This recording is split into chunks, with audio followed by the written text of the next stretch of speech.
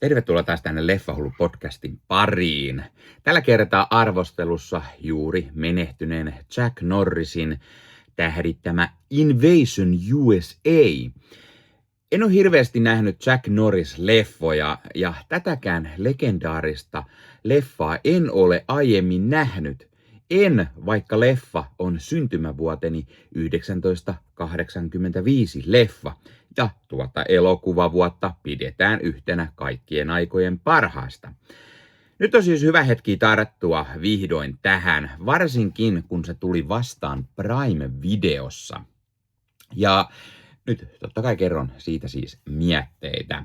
Mutta totta kai täytyy ensin mainita, että hei, jos katsot YouTuben puolelta, niin pistä peukkuu, jos tykkäät tästä. Pistä kanava tilaukseen, muistutukset kellosta päälle näet aina, koska tulee uutta sisältöä. Ja se totta kai auttaa kanavaa. Iso kiitos kaikille, jotka olette kanavan tilaajia. Leffahullu YouTube-kanavalla on tällä hetkellä jo 1500 tilaajaa, joka tuli juuri täyteen. Sen kunniaksi oli mahtavaa liveäkin tarjolla, mutta seuraava 100-luku ja 1000-luku siellä odottaa, joten toivottavasti niihin päästään ennemmin kuin myöhemmin. No joo, se siitä. Ja jos haluat muuten auttaa Leffahullu YouTube-kanavaa, niin Leffahullu kanavan jäseneksi voi liittyä. Kanavan jäsenet muun muassa näkee videoita ennakkoon ja saavat nimensä johonkin päin videoon sekä sitten jakson kuvauksiin. Iso kiitos kaikille kanavan jäsenille. Nyt arvosteluun. Tosiaan, no ensinnäkin täytyy mainita, että tämä on legendaarisen Cannon Groupin leffa, mikä oli aina kunnon toimintafilmin tae. Cannon teki loistavia action-leffoja aikanaan ja moni vannookin tuon studion nimeen. No ensinnäkin täytyy mainita, että tämä leffa alkaa oikein kunnon rytinällä, jossa nähdään heti vähän pahiksia riahumassa. Ja tämä leffa on niin ihanaa kasaria. Tämä on kunnon semmoinen kasarin action film. Ja saakelisti räjähdyksiä, ampumista, kunnon turpaan vetoa ja potkimista. Mitä nyt aina tietenkin on Chuck Norris-leffoissa.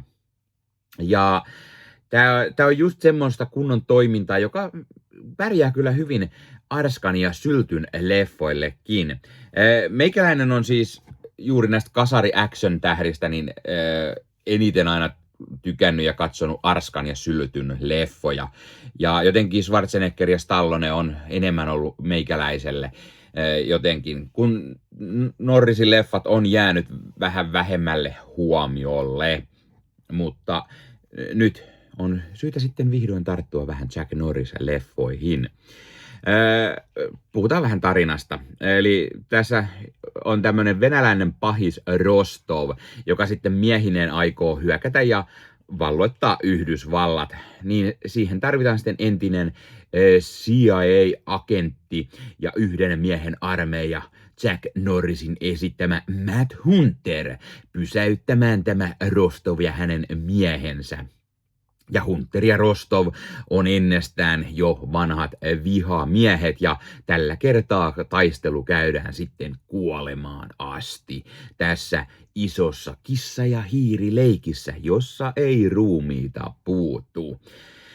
Tämä kasarityylinen venäläispahis Mihail Rostov, eli tämmöinen kunnon terroristityylinen pahis, joka tuhoaa paikkoja oikein urakalla, jolla on menneisyys tämän Norrisin hahmon Hunterin kanssa, niin on varsin toimiva pahis. Joo, semmonen kliseinen kasari-action-leffa pahis, mutta silti hitto vie vaan toimivaa. Tätä Rostovia näyttelee Richard Lynch, joka vetää tällaisen tosi yliampuvan kasari action-leffa pahisroolin, kun on häikäilemätön venäläinen, joka paitsi haluaa kostaa ja tuhota tämän Hunterin, niin myös vallottaa koko Yhdysvallat. Ja Lynch vetää tosi hyvän roolin. Pääroolissa tässä tosiaan siis on Chuck Norris, joka sopii hyvin tällaisen kunnon action-leffaan, jossa sitten saa vähän potkia ja hakata ja ampua ja räjäytellä ja niin poispäin.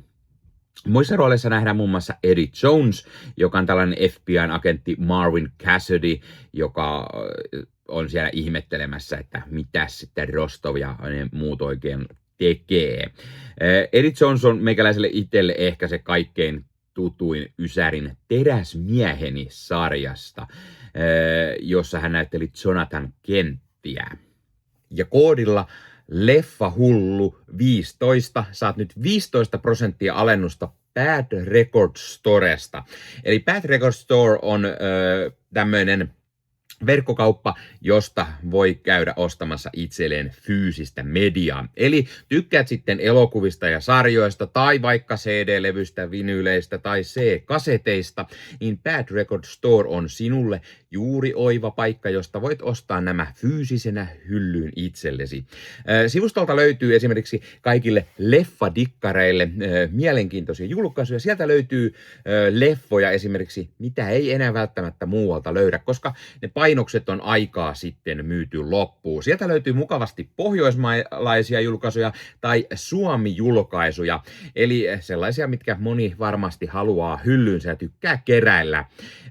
Ja sieltä löytyy oivaan hintaan kaiken näköistä mukavaa leffaa ja löytyy 4K:na, löytyy Blu-rayna, löytyy DVDnä, ihan mistä sitten formaatista itse tykkäät. Ja kuten sanottua, myös jos dikkaat esimerkiksi musiikista, vinyyleistä, CD-levyistä, C-kaseteista, niin Bad Record Storesta sellaisia löytyy. Ja kun käytät koodia Leffahullu15, saat sen 15% alennusta.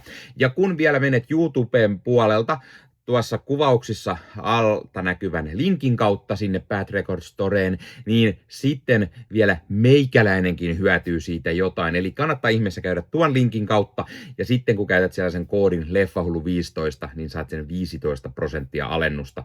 Eli mikä sen mukavampaa pikkualennus, kun käyt ostavassa itsellesi hyllyyn omaan leffakokoelmaan lisää täytettä. Eli kipin kapin katsomaan sinne, ja Bad Record Storesta on tulossa myös esittelyvideota, eli mitä kaikkea mukavaa sieltä sivustolta löytyy, joten pidä Leffahullu YouTube-kanavaa silmällä, niin lähiaikoina sinne varmasti sellainenkin ilmestyy. Nyt takaisin arvostelun pariin. Alexander Jail taas näyttelee Niko Kadoria, joka on tämän Rostovin tämmönen kakkosmies. Toimii myös varsin hyvin. Billy Draco nähdään tämmöisessä pienessä roolissa Mickey Sidemanina, ja Draco kyllä vaan sopii aina hiton hyvin pahisrooleihin. Hän niin oikeasti näyttää aina sellaiselta pahikselta, sellaiselta, että aina on vähän niin kuin pahat mielessä, ja toimii tosi hyvin. Melissa Prophet on Dahlia McQuarrie, tämmöinen reporteri, joka nyt sattuu olemaan aina paikalla, kun tapahtuu. Tämän elokuvan on ohjannut Joseph Zito, joka ohjasi Norrisin vuotta aiemmin tulleen legendaarisen leffan Missing in Action sekä perjantai 13. päivä osa 4, niin ikään vuotta aiemmin vuonna 1985. Ja Jack Norris on itse ollut kirjoittamassa tätä leffaa yhdessä veljensä Aaron Norriksen sekä James Brunnerin kanssa. Ja täytyy just sanoa, että tämä oli saakelin kovaa toimintaa. Tästä tuli mieleen just Arskan Kommando, Syltyn Rampot, ehkä vähän myöhemmin tulleita niinku just Die Hard tai tällaisia niinku kunnon kasaritoiminta-leffoja.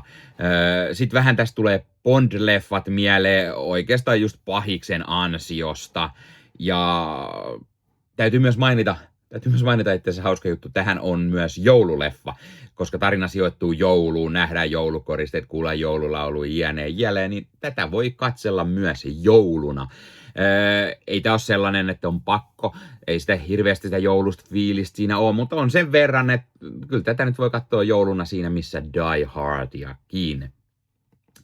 Ei tämä ehkä ole mikään semmoinen loistava Oscareita voittava leffa, mutta ihan saakelin viihdyttävä action-pläjäys, jossa vedetään dunkkuun oikein urakalla. Räjähdyksiä riittää enemmän kuin 5 normi action-leffassa yhteensä, eli räjähtelee aika mukavasti. Sen lisäksi tietty, että ammutaan paljon ja potkitaan ja niin poispäin. Tässä elokuvassa on myös semmoista thrillerin ja salaliittoleffojen, poliittisen thrillerin aineksia. Ja toimii varsin hyvin. Ei mun sinänsä ole mitään niinku valitettavaa tällaisesta. Tarina on hyvin semmoista tyypillistä, mitä on aiemmin nähty monissa leffoissa, mutta tämmöisissä kasari-action-leffoissa, että sä lähde hakemaan mitään niinku mullistavaa tarinaa, vaan sä odotat sitä kunnon niinku turpaa vetoa ja kunnon actionia. Ja tässä se toimii tosi hyvin. Ja kun ottaa huomioon, että kasarilla kuitenkin silloin ei ollut tietokone-efektejä, mitä käytettiin, vaan silloin tehtiin praktikaalisesti. Eli kun tässäkin räjähtää oikein urakalla, niin siinä on sitten räjähdellyt kunnolla. Ja Norris sopii hyvin takatukka hulmuten sinne actionin keskelle ja vetää varsin hyvin. Tässä on vaan semmoista hienoa niin kuin kasari-fiilistä, kasari-action-fiilistä. Ja täytyy myös mainita se, että kun mä katsoin tämän Prime-videosta, niin on vähän outoa se Prime-videon tyyli, kun ne julkaisee vanhempi leffoja, mikä on tosi hienoa, niin niitä ei jostain syystä tekstitetä ollenkaan suomeksi, vaikka niin kuin muuten lähes kaikki siellä on tekstitetty suomeksi. Eli jos nyt jotakuta haittaa se, kun sieltä rupeaa kattelemaan, niin täytyy pärjätä vaan enkkuteksteillä tai sitten vaan kuunnella sitä enkkupuhetta. Itse asiassa menoa tietenkään ei mitenkään haitannut, mutta pistin vaan taas huomiolle, että tämmönen vanhempi klassikkoleffa, niin tekstitykset puuttuu. Arvosanaksi mä antaisin täällä varmaan sen semmonen 8/10, eli tää oli hyvää viihdyttävää actionia. Silti ehkä just joku Commando on itselle enemmän suosikki, Predator, Rambot, mutta tää on kuitenkin tosi hyvää action-viihdettä ja sopii hyvin tuohon 80-lukuun ja siis niinku 85. Silloin vaan tuli niin paljon kovia leffoja, niin tää sopii kyllä hyvin niiden muiden kovien 85-leffojen joukkoon. Ja hitto vielä kyllä tästä tuli oikeasti fiilis, että täytyy katsoa myös lisää Jack Norris-leffoja, koska meikäläinen on sen verran vähän niitä katsellut. Hei, laita kommentteja. Mikä on semmonen Jack Norris-leffa, mikä meikäläisen pitäisi ehdottomasti katsoa? Mä en oo nähnyt Missionin actioneita tai muita. Mä oon nähnyt Norrisilta todella vähän leffoja, joten pistä kommentteja, mikä on sun suosikki Jack Norris-leffa tämän ohella. Tai pistä kommenttia tietty, jos tää on myös se sun suosikki Norris-leffa. Pistä myös mietteitä. Onko sä nähnyt tän? Mitä mieltä sä oot tästä leffasta? Tykkäät, et, miksi et? Ja tosiaan, onko suosikki Norris-leffojen joukossa? Tai miten muuten Jack Norris-leffat? Mitkä on sun suosikkeja? Tai onko Norris sulle semmonen? Vai onko vähän niin kuin meikäläisilläkin, että kyllä Arska ja Syltty on niin kuin oman mieleen enemmän. Ja muista ottaa Leffahullu somekanavat haltuun ja ei muuta kuin ensi kertaa. Moro!